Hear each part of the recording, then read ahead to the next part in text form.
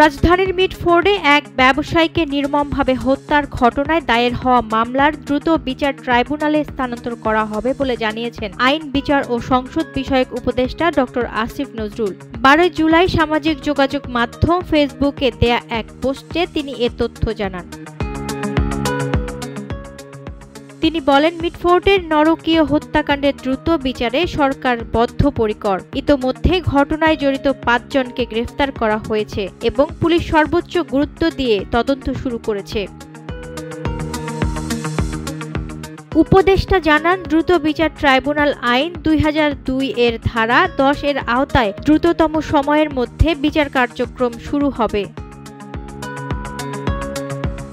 তিনি আরও বলেন, এই পাশবিক হত্যাকাণ্ডের বিচার দ্রুত সম্পন্ন করে দৃষ্টান্তমূলক শাস্তি নিশ্চিত করা হবে।